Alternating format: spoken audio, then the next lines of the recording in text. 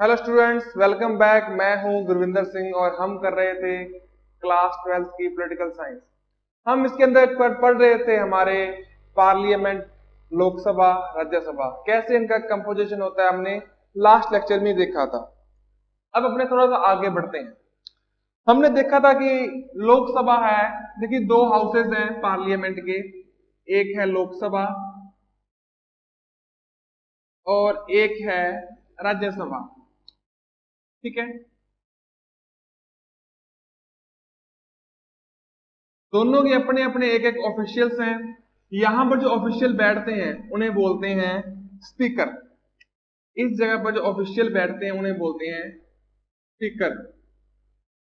और राज्यसभा में जो ऑफिशियल बैठते हैं उन्हें बोलते हैं चेयरमैन।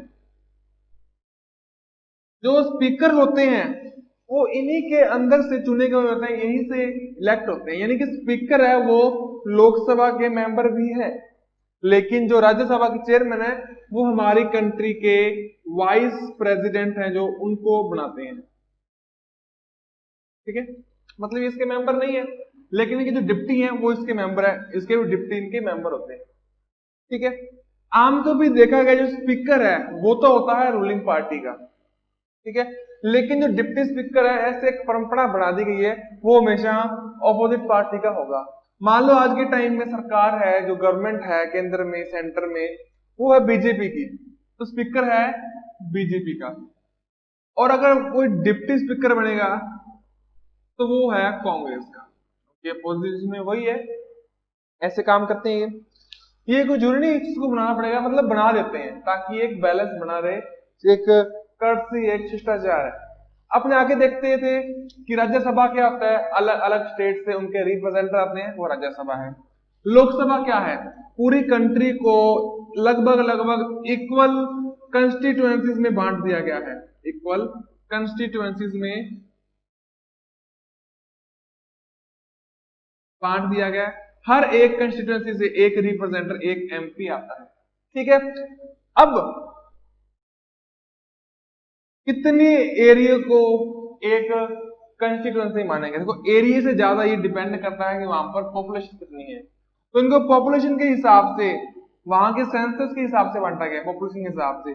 और ये पॉपुलेशन करंट नहीं है, 1971, देखिए याद रखना, ये 1971 को जो सेंसस हुई थी, जो जनगणना हुई थी, उसके हिसाब से जिस स्टेट की, जिस रीजन की जितनी पॉपुलेशन थी, वहां पर जितनी आबादी थी, उसके हिसाब से यहाँ पर लोगों को बांट दिया गया है, कंस्टिट्यूएंसी को बांट दिया गया है। ये चीज है यहाँ पर। ये अपने लास्ट लेक्चर में इतना कर लिया था। अब अपने आगे थोड़ा समझते हैं इन हाउसेस का काम क्या है। इनका काम है इसके अंदर डिबेट करना, डिस्कस करना, कंट्री के अंदर अलग अलग बातें चल रही हैं, मामले चल रहे हैं, कोई कॉन्फ्लिक्ट है या कोई समस्या आ गई है, कोई प्रॉब्लम, किसी पर भी बात करनी है वो यहाँ पर करते हैं। ठीक है, तो एक तो वो बात करेंगे किससे, इसको, इसको, ये जो बैठे हैं इनके जो ऑफिशियल्स हैं, इनको देखकर इनसे बात करेंगे। कभी भी तो कोई दो एमपी ने, इस एमपी ने इससे कुछ पूछना है तो डायरेक्ट नहीं पूछेंगे, वो इनको पूछेंगे। एक एमपी ने किसी मिनिस्टर से पूछना है तो वो डायरेक्ट इनको नहीं, डायरेक्ट मिनिस्टर को नहीं पूछेंगे, इनको पूछेंगे। ठीक है, ऐसे होता है। अब जो देखो, जो है मिनिस्टर होते हैं, मिनिस्टर। ठीक है,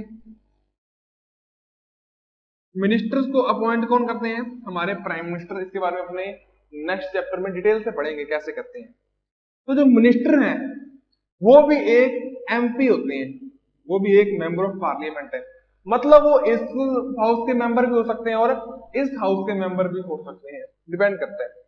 ठीक है, लेकिन जो मिनिस्टर हैं वो पूरी कंट्री के हैं, पूरे दोनों हाउसेस के, पूरे पार्लियामेंट के हैं। तो देखो, एमपी एक नॉर्मल मेंबर है, वो तो अपने ही हाउस में बोलेगा, यही बोलेगा।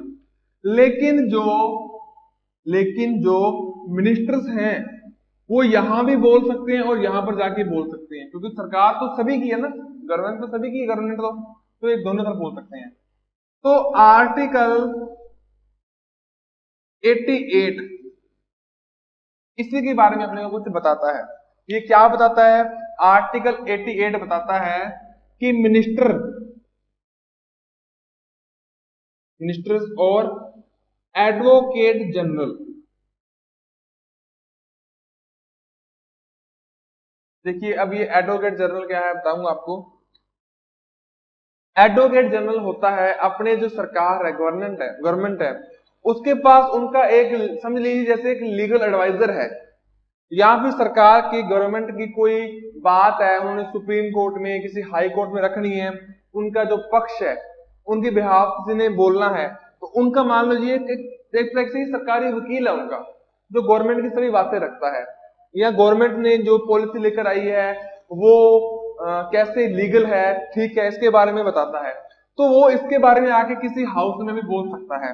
मिनिस्टर भी किसी भी हाउस में बोल सकता है। मान लो मिनिस्टर है, राज्यसभा के मेंबर है, जैसे अपनी फाइनेंस मिनिस्टर है श्रीमती निर्मला सीतारमन जी, वो राज्यसभा की मेंबर है, तो वो यहाँ पर आके बोल सकती है, कोई दिक्कत नहीं है, बोल कहीं भी सकते हैं।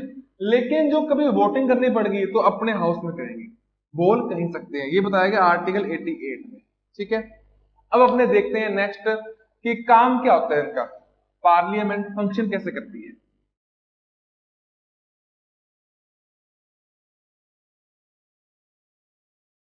देखिए क्या है फंक्शंस ऑफ पार्लियामेंट, अपने वो देखते हैं।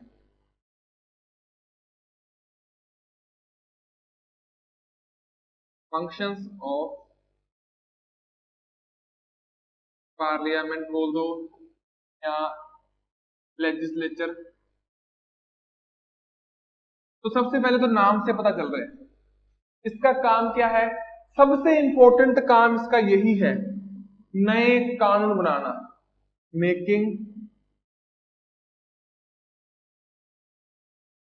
रूल्स, लॉज, या लेजिस्लेशन के संबंध में इसके रिलेटेड कोई भी काम करना, ये काम है इसका। तो इसके लिए क्या कुछ करता है, देखो नए रूल्स बनाने, ठीक है, या फिर हमारे कॉन्स्टिट्यूशन को टाइम टू टाइम अपडेट करना पड़ता है, उसके लिए नए अमेंडमेंट लाने, अमेंडमेंट करना,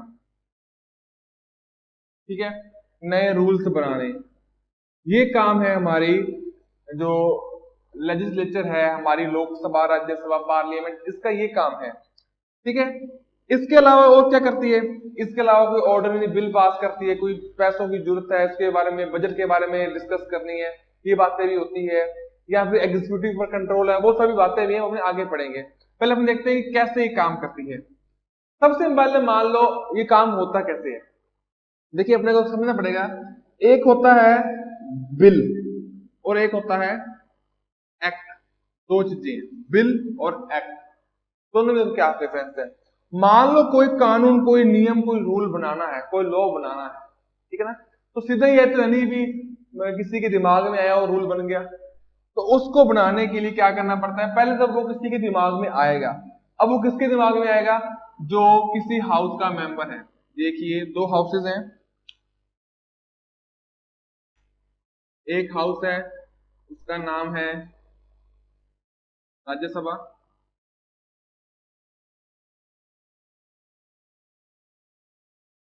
ठीक है, हाउस है, ये 245 की स्ट्रेंथ है इसकी, और दूसरा हाउस है उसका नाम है लोकसभा।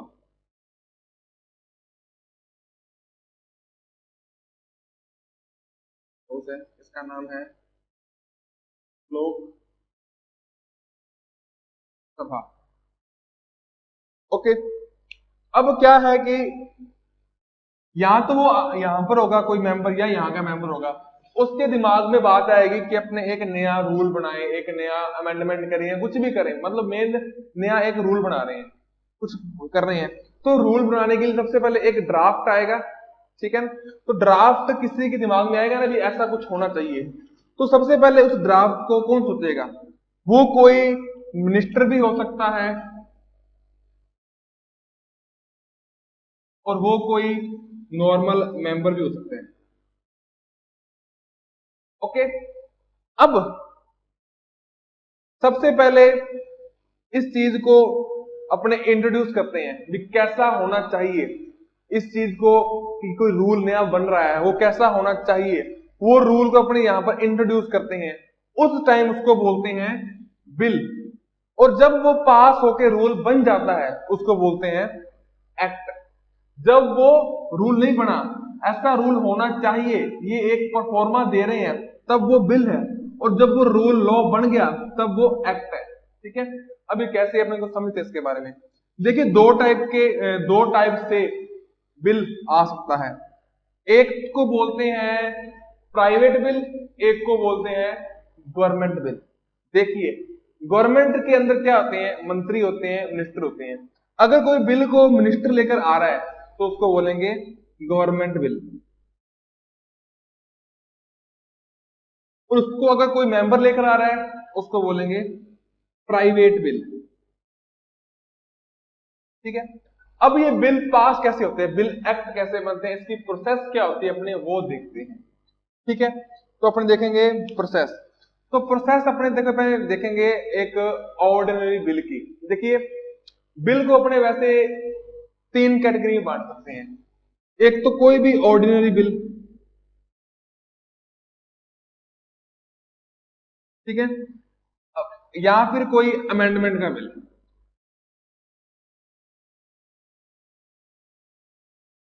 या तो वैसे कोई नियम बनाना है, उसमें कॉन्स्टिट्यूशन के साथ कोई छेड़छाड़ नहीं है, उसमें कोई दिक्कत नहीं है। एक है कि कॉन्स्टिट्यूशन में अमेंडमेंट करना है, उसमें कोई चेंज करना है, तो एक वो बिल होता है। ठीक है ना, ये बिल 2 टाइप के हैं। एक है मनी बिल, एक है नॉन मनी बिल। ठीक है, ऐसे 2 टाइप के हैं। एक ऐसा बिल है जिसमें कोई ऐसी बातों पर चर्चा कर रहे हैं, नए रूल्स की चर्चा कर रहे हैं। एक है इसमें अपने मनी के बारे में, बजट के बारे में चर्चा कर रहे हैं। 2 अलग अलग टाइप से हैं। एक तो पैसे वाला कोई भी बिल है, एक उसके अलावा बाकी सभी बिल, एक इनके अलावा जिससे कॉन्स्टिट्यूशन में अमेंडमेंट हो सकता है। ऐसे अपने 3 टाइप इसको बांट सकते हैं। अब अपने सभी के बारे में देखें तो प्रोसेस सभी की लगभग सेम है। ठीक है, बस उनकी नेचर में फर्क है, कैसे होता है। अपने देखते हैं कि एक ऑर्डिनरी बिल को कैसे पास करते हैं। तो ऑर्डिनरी बिल को बिल से एक्ट बनाने के लिए 3 स्टेजेस होते हैं, इसको बोलते हैं इनकी रीडिंग। सबसे पहले होती है इसकी फर्स्ट रीडिंग, फर्स्ट रीडिंग, फिर होगी इसकी सेकंड रीडिंग, फिर होगी थर्ड रीडिंग। पहले अपन देखते हैं कि फर्स्ट रीडिंग में क्या होता है। सबसे पहले एक बिल है, एक ड्राफ्ट है, एक चीज है, अभी उसको लगता है कि बिल बनानी है, एक बिल है, उस बिल को करना है इंट्रोड्यूस, मतलब बताना है कि ऐसा ऐसा एक बिल है। ठीक है, तो देखो कभी भी आप किसी भी हाउस में जा रहे हो तो उसका जो मॉनिटर है, एक टाइप से उसके जो ऑफिशियल है, उससे उनसे परमिशन लेकर ही हर काम होगा। कोई बात बतानी है, कोई बात पूछनी है, कोई बात कहनी है, या किसी बात पर डिस्कस करना है, तो इनके ऑफिशियल से ही होगा, आपस में कुछ नहीं होगा।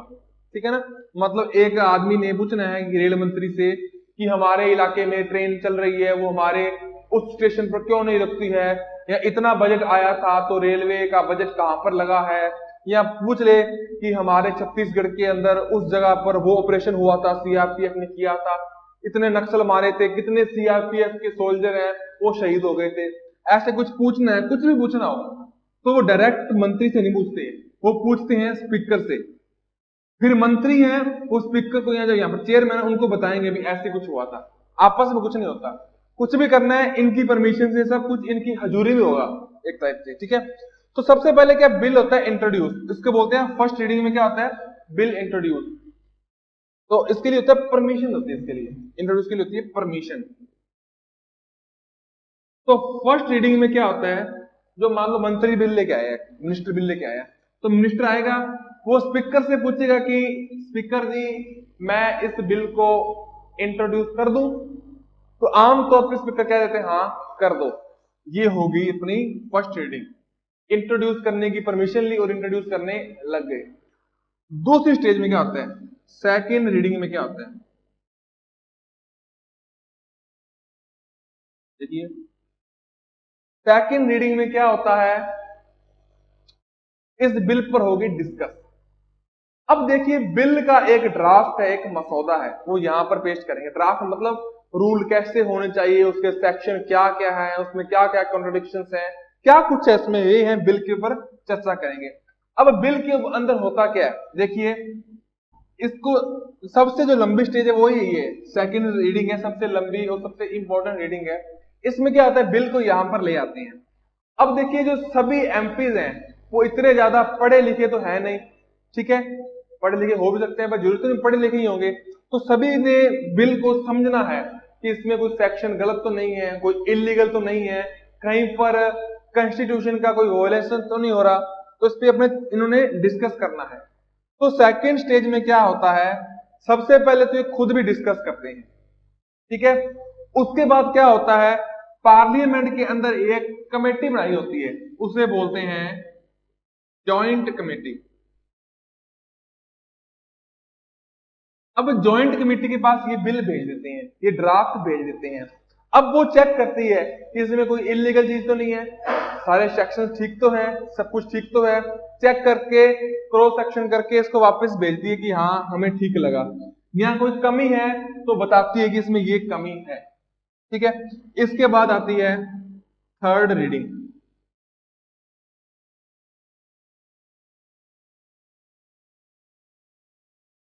अब थर्ड रीडिंग में क्या होता है, बिल है वो हाउस में आ गया था, उस पर चर्चा हुई, डिस्कस हुई, इसमें ये कमी है या ये ठीक करो, उसके बाद वो वापस जाता है।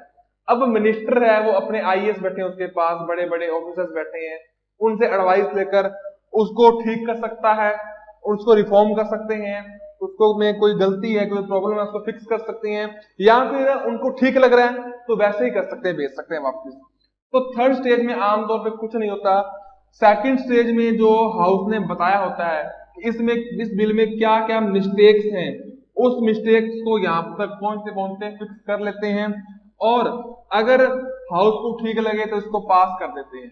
अब पास कैसे करते हैं, वोटिंग होती है मेजोरिटी से।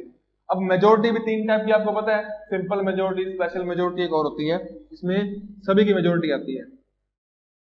अब क्या है, पास कैसे करते हैं, जैसे हाउस है, सबसे पहले तो आमतौर पे पास करते हैं, साउंड वोटिंग होती है, सीधा पूछते हैं कि हाँ कौन कौन सहमत है, तो हाथ खड़ा करते हैं, मैं भी सहमत हूँ। कौन कौन सहमत नहीं है, नो वाले कौन कौन है, नो वाले हाथ खड़ा करते हैं। दिख जाता है भी यस वाले ज्यादा हैं तो पास करते हैं, नो वाले ज्यादा हैं तो पास नहीं करते हैं।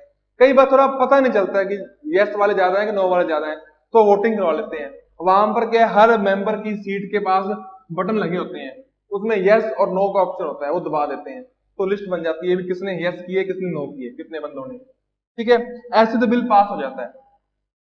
अब अपने देखते हैं कि आगे क्या होता है, ये तीन स्टेजेस हैं बिल को पास करने के लिए, तीन रीडिंग्स हैं। अब देखते हैं कि प्रोसेस क्या होती है इसके बाद, समझते हैं अपने कि कोई बिल अब कैसे बनता है।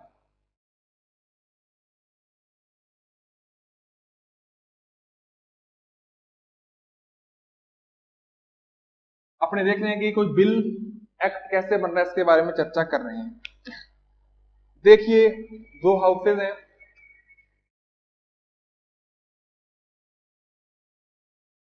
एक का नाम है लोकसभा, ठीक है, और दूसरे हाउस का नाम है राज्यसभा। अब देखिए क्या होता है, मान लो इस हाउस को बिल आ गया पसंद, इन्होंने पास करके आगे भेज दिया, ठीक है। अब पास करने के लिए क्या अलग अलग टाइप से मेजोरिटी चाहिए। सिंपल मेजोरिटी होती है, उसमें क्या है 50% +1 सीट मिल जाए तो वो पास हो जाता है। कुछ स्पेशल मेजोरिटी है, उसमें अंदर क्या होता है 2/3 वोट तो होने चाहिए, और वो वोट 50% को जो ओरिजिनल स्ट्रेंथ है उसको क्रॉस करने चाहिए। ऐसे तीन चार मेजोरिटी अपने पहले इसके बारे में बात कर चुके हैं। अब क्या है, लोकसभा वाले मान लो इसको पास करके भेज देते हैं राज्यसभा के पास, ठीक है। अब मान लो राज्यसभा को भी पसंद आ गया ये बिल, तो राज्यसभा इसको पास कर कर भेज देंगी हमारे देश के सुप्रीम लीडर, हमारे प्रेसिडेंट के पास। अब मान लो प्रेसिडेंट को भी ठीक लगा ये, तो प्रेसिडेंट भी इनको पास कर देंगे, और ये जो बिल है वो बिल एक कानून बन जाएगा, एक एक्ट बन जाएगा, एक अधिनियम बन जाएगा। ये तो है कि सब कुछ ढंग से चल गया। मान लो बीच में कहीं दिक्कत आ जाए, अपने लास्ट से देखते हैं। मान लो इन्होंने भी पास कर दिया, इन्होंने भी पास कर दिया, बिल आ गया यहां पर प्रेसिडेंट के पास। प्रेसिडेंट कहते हैं मुझे इसमें कोई गड़बड़ लग रही है, उन्होंने भेज दिया वापस, वो वापस भेज सकते हैं, वापस फिर बिल यहीं पर आ जाएगा। ये देखेंगे भी क्या गड़बड़ है, ठीक करेंगे उसको, ना भी करें तो इनकी मर्जी है, करें ना करें ठीक इनकी मर्जी है। कि फिर पास करेंगे, यहां पर आगे फिर पास होगा, बिल यहां पर आ जाएगा। अब जब दूसरी बार पास होकर आया है, मतलब सभी ठीक है, तो प्रेसिडेंट को ये पास करना पड़ेगा, वो बाउंडेड है। क्यों बाउंडेड है भाई? ये जो लोग हैं इनको जनता ने चुनकर भेजा है, मतलब एक टाइप से इनडायरेक्टली देश की पब्लिक ने बिल पास कर दिया है, उनके रिप्रेजेंटेटिव ने पास किया है, तो उसमें कोई गड़बड़ नहीं है। तो 2 बार इतना ईशान नहीं है, दूसरी बार भी वापस भेज देगा ये, ठीक है ना? तो इनको बिल पास करना पड़ेगा। अब आगे देखिए क्या होते हैं। अब कई बार इसमें एक और भी पेच है। अब एक बार बिल वापस भेज दिया, वापस आ गया, तो इनको पास करना पड़ेगा। तो इनके पास एक स्पेशल पावर है, उसे बोलते हैं पॉकेट वीटो। ये क्या है? मान लो इनके पास पहली बार बिल आया है, ये ना तो हाँ बोलते हैं ना ही ना बोलते हैं, इस बिल को अपनी पॉकेट में डाल लेते हैं, टाइप से कहने की बात है। फिर ना तो बिल को हाँ करते हैं ना करते हैं, फिर ना पास होता है ना कुछ होता है, ऐसे पड़ रहता है, ठीक है? इसे बोलते हैं इनकी पॉकेट वीटो, ना हाँ किया ना किया, ऐसे पड़ रहता है। ऐसा एक बार हुआ था, ज्ञानी जैल सिंह हमारे प्रेसिडेंट थे उस टाइम, 1987 की बात है शायद, तब एक बिल आया था, या 85 की बात है, याद नहीं मुझे। एक बिल आया था, उसको बोलते हैं इंडियन पोस्टल बिल। वो ना तो उन्होंने पास किया ना इन्होंने रिजेक्ट किया, अपने पास रख लिया, इसे बोलते हैं पॉकेट वीटो। बाद में वो बिल अपने आप खत्म हो जाता है जब इनका वो टेन्योर पूरा हो जाता है, ठीक है? अब आगे देखते हैं। अब मान लो वहां तक बात पहुंची नहीं है, इससे पहले ही है, इन्होंने बिल पास कर दिया और बिल पहुंच गया राज्यसभा के पास। अब राज्यसभा के पास 6 महीने का टाइम है, ये 6 महीने तक इस पर डिस्कस कर सकते हैं, विचार कर सकते हैं। अगर इनको नहीं पसंद तो ये वापस भेज दें, ठीक है? मान लो 6 महीने तक कोई विचार नहीं किया तो ये बिल अपने आप खत्म हो जाएगा, ठीक है? ये तो है ऑर्डिनरी बिल के बारे में। आगे देखते हैं क्या है। मान लो ऐसा कई बार हो रहा है कि इन्होंने बिल पास कर दिया, यहां पर आके अटक गया, बिल खत्म हो गया 6 महीने बाद, फिर पास कर दिया, यहां पर फिर अटक गया, मतलब बात बन नहीं रही है। इस चीज को बोलते हैं, इस सिचुएशन को बोलते हैं डेडलॉक, इस सिचुएशन को बोलते हैं डेडलॉक। तो इस कंडीशन में क्या करते हैं, प्रेसिडेंट के पास पावर है कि वो इनकी एक जॉइंट सिटिंग करवाएं। इनकी क्या करवाते हैं, एक जॉइंट सिटिंग करवाते हैं। अब जॉइंट सिटिंग में क्या होता है, दोनों हाउसेस को 545 मेंबर यहां पर है, अब 43 है, अब तो 245 यहां पर है, दोनों हाउसेस के टोटल मेंबर को एक बड़े सारे हॉल है इनका, पार्लियामेंट में से बोलते हैं सेंट्रल हॉल, वहां पर बिठा देते हैं, ठीक है? अब यहां पर भी एक चाहिए मॉनिटर, एक ऑफिशियल, वो कौन होगा? वो ये लोकसभा के स्पीकर हैं, उनको यहां पर बिठाएंगे, जो स्पीकर है वो इनके मॉनिटर होंगे। फिर सारे की चर्चा करेंगे और वोटिंग करेंगे और बिल पास कर देंगे। देखो पता क्या होता है, मान लो इन सभी को बिल पसंद है, इन्होंने पास कर दिया, ठीक है? इन्होंने आपस में बात कर ली, हाँ बिल तो ठीक है, पास कर दिया। अब राज्यसभा वाले बंदे हैं, इनमें से इनको बिल पसंद नहीं है, ये पूछ रहे हैं इनको कैसे पसंद आ गया, वो उसमें जो वो सेक्शन है वो उसमें तो ये गलती है, वो इनको कैसे पसंद आ गया? तो ये तो है नहीं वो ऑफिस से यहां से निकल के इधर पूछ के आएंगे तुझे कैसे पसंद आ गया ये भी, ये आपस में बात कर लेंगे, ये आपस में कर लेंगे। अब इस मेंबर ने इससे बात करनी है, तुझे चौथी लेने में क्या पसंद आ गया भाई, तो क्या करेंगे वो, इसके लिए बिठाते हैं, ये सारे इकट्ठे बैठ जाते हैं, जो गिले शिकवे वो मिटा लो यहां पर आके, ठीक है? तो आमतौर पे क्या होता है, लोकसभा बड़ी है तो ये बिल पास हो जाता है। लेकिन इसमें एक बहुत ही इंपॉर्टेंट बात है, वो आप फैक्ट है बहुत इंपॉर्टेंट, वो आप अलग से लिख लेना, कि अगर कॉन्स्टिट्यूशन अमेंडमेंट, अगर कॉन्स्टिट्यूशन अमेंडमेंट का कोई बिल आता है, उसमें कोई डेडलॉक की सिचुएशन आ जाती है, तो उसकी कभी भी जॉइंट सिटिंग नहीं हो सकती, क्योंकि जॉइंट सीटिंग में क्या है, लोकसभा वाले जबरदस्ती पास करवा लेते हैं क्योंकि ये बड़ी है, लोकसभा है वो इसकी तो लगभग डबल से भी ज्यादा है, तो लोकसभा वाले अपनी संख्या बल पर, अपने नंबर की पावर पर ये बिल पास करवा सकते हैं। तो अमेंडमेंट इतनी आसानी से पास नहीं होना चाहिए, इसलिए कभी भी कॉन्स्टिट्यूशन अमेंडमेंट के बिल में अगर डेडलॉक हो जाए तो उसकी जॉइंट सीटिंग नहीं होती है। ठीक है, ये समझिए आप। ये थे ऑर्डिनरी बिल और एक आ गया अमेंडमेंट बिल। अब अपने देखते हैं मनी बिल।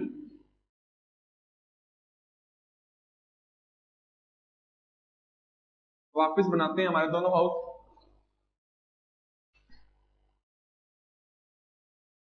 एक हाउस है हमारा लोकसभा, एक हाउस है हमारा राज्यसभा, ये है राज्यसभा, राज्यसभा। अब देखिए बिल कई टाइप के होते हैं, उनमें से एक बिल है मनी बिल। अब देश में कोई चीज पैसों की जरूरत है या फिर कोई चीज पास करनी है, कोई नई चीज बनानी है, उसमें पैसों की जरूरत है या कोई ऐसे मनी वाली बात है, तो ये मनी बिल के बारे में बताया गया अपने आर्टिकल 109 और 1110 में। मनी बिल के बारे में बताया गया है। क्या बताया गया है? एक तो जो मनी बिल है उसको सिर्फ लोकसभा में ही इंट्रोड्यूस कर सकते हैं, इधर नहीं ला सकते, इसमें ही इंट्रोड्यूस कर सकते हैं, पहली बात। दूसरी बात, मान लो लोकसभा ने पास करके भेज दिया इसको राज्यसभा को, तो राज्यसभा इसको 6 महीने तक नहीं लटका सकता। राज्यसभा को इस पर 14 डेज पर अपनी सहमति, अपने विचार देने होंगे। मान लो 14 डेज तक ये कुछ नहीं बोला तो इसको पास माना जाएगा। ठीक है, फिर क्या है, मान लो 14 डेज से पहले इसने बता दिया कि इसके अंदर ये गलती है, ठीक करो, इसने वापस भेज दिया, और उसके बाद लोकसभा ने वो गलती ठीक की है या नहीं की है, कैसे भी इसको वापस अगर राज्यसभा को भेज दिया तो राज्यसभा को पास करना पड़ेगा।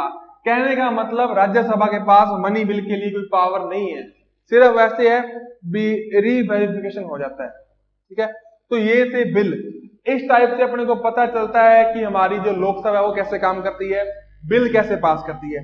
अब इसका अगला काम क्या है, लोकसभा के अगले या फिर पार्लियामेंट के अगले क्या काम है, तो इसका जो सबसे इंपॉर्टेंट काम है वो है एग्जीक्यूटिव को कंट्रोल करना। जो एग्जीक्यूटिव है उसको कंट्रोल करना।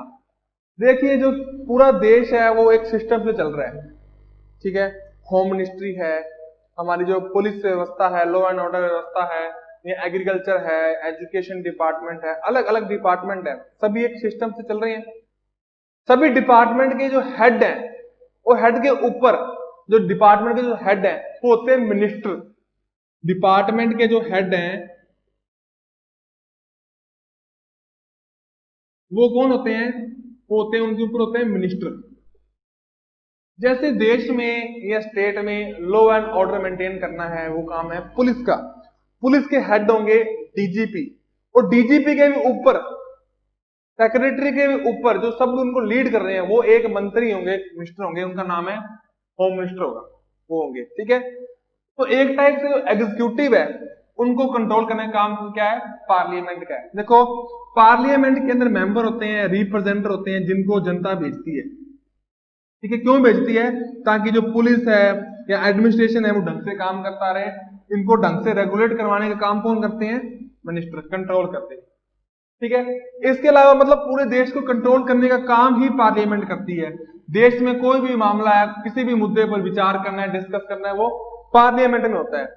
इसके अलावा मान लो देश के जो सुप्रीम लीडर है, प्रेसिडेंट नहीं, जो वास्तव में है, एक्चुअल में है, वो है हमारे प्राइम मिनिस्टर।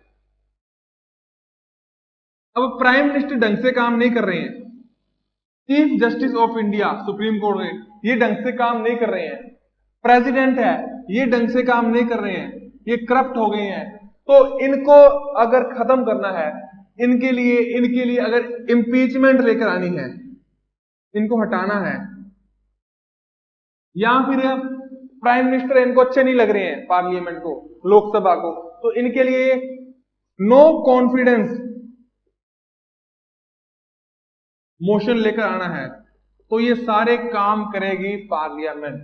तो इस टाइप से पार्लियामेंट एग्जीक्यूटिव को भी कंट्रोल करती है। तो अपना ये चैप्टर यहां पर खत्म होगा। अगले चैप्टर में अपने अगले क्लास में, अपने अगली वीडियो में अपने अगला चैप्टर करेंगे। तब तक के लिए विदा लेता हूं। Thank you.